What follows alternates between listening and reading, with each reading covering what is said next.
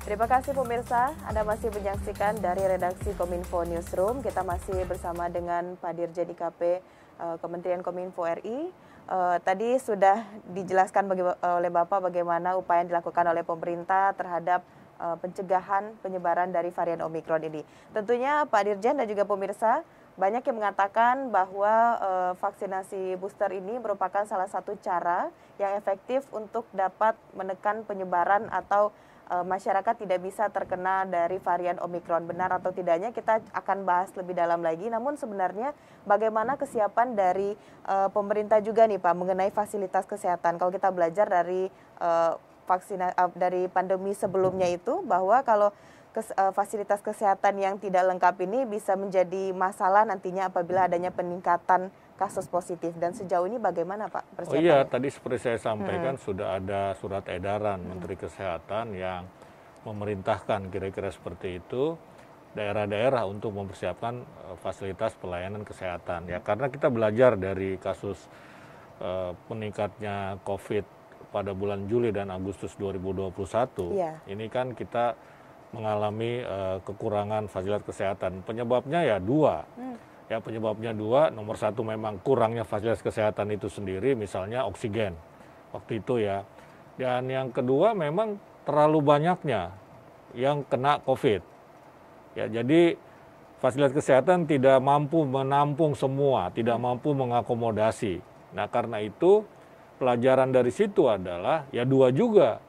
Nomor satu, kendalikan penyebaran COVID-nya supaya tidak terlalu banyak yang terkena.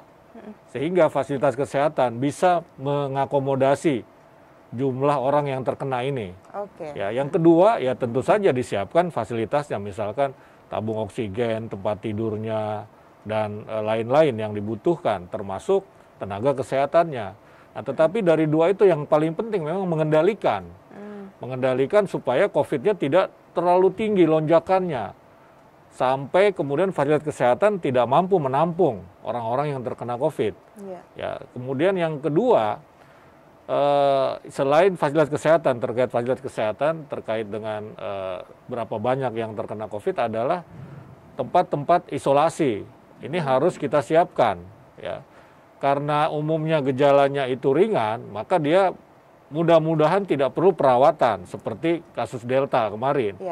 Yang diperlukan adalah ruang-ruang tempat-tempat isolasi. Ini juga harus diperbanyak. Kita sudah punya banyak ya sebetulnya itu ya. Bahkan ada kapal Pelni yang jadi tempat isolasi. Nah, ini juga harus kita perbanyak ya. Jadi tiga hal. Nomor satu adalah mengendalikan laju lonjakan COVID. Artinya kita berupaya sedapat mungkin agar COVID-nya tidak melonjak drastis ya dengan apa tadi vaksinasi dan jaga prokes. Yang kedua, rumah-rumah sakit ini menyiapkan fasilitas kesehatannya, apakah itu tabung oksigen, tempat tidur dan lain-lain. Yang ketiga adalah menyiapkan ruang-ruang atau tempat-tempat isolasi terpusat. Ya, jadi tiga hal itu yang harus disiapkan dan sudah disiapkan oleh pemerintah. Oke, baik. Tiga kuncinya itu tadi Pak ya disampaikan Pak. Baik, kalau sejauh ini pemerintah juga telah menetapkan bahwa tanggal 12 Januari 2022 ini akan dilakukannya vaksinasi booster. Sejauh ini seperti apa persiapannya Pak? Ya, persiapan sudah dilakukan dari berbagai sisi, dari sisi komunikasi publiknya juga sudah kita siapkan, kita sudah mengeluarkan sejumlah press release ya, yang disampaikan oleh Menteri Komunikasi dan Informatika ya untuk mengajak masyarakat mengikuti program vaksinasi penguat ya atau booster ini. Yang kedua juga dari sisi kesiapan ya, dari sisi kesiapan misalnya vaksinnya ya itu sudah kita siapkan, mekanismenya sudah kita siapkan. Jadi tanggal 12 kita siap meluncurkan, pemerintah siap meluncurkan vaksin penguat ini ya, vaksin booster ini. Ya mudah-mudahan tidak ada aral melintang ya, ini bisa segera kita laksanakan. Baik, tadi Bapak menyebutkan bahwa dosisnya juga telah dipersiapkan dan mekanismenya. Mekanismenya nanti pendistribusinya seperti apa nih Pak? Iya, jadi ada beberapa syarat ya atau beberapa aturan ya. Tetapi yang paling penting adalah nomor satu, daerah bisa melakukan booster vaksinasi penguat ini bila sudah mencapai 70%. Ya, 70% yang divaksin, ya dosis pertama begitu kan. Ya, yang kedua, orang yang ikut booster pasti sudah dosis lengkap dia sudah mendapatkan dosis lengkap. Makanya ini kan namanya booster atau vaksinasi ketiga kan seperti itu. Jadi yang kedua harus dia jalankan dulu, begitu kan. Yang ketiga ini setelah 6 bulan, minimal dia sudah vaksin dosis kedua. Nah, jadi prosedur-prosedur itu sudah kita siapkan dan sudah kita sosialisasikan ke lapangan. Nah, nanti juga akan diatur misalnya sudah diatur juga siapa yang mendapatkan gratis, siapa yang harus bayar, begitu kan. Kemudian juga jenis-jenis vaksinnya itu sudah disiapkan oleh pemerintah. Berarti sejauh ini memang sudah dipersiapkan bagaimana nanti pelaksanaan di 12 Januari 2022. Iya, sudah disiapkan ya. 12 Januari itu kan kick off-nya lah kira-kira begitu.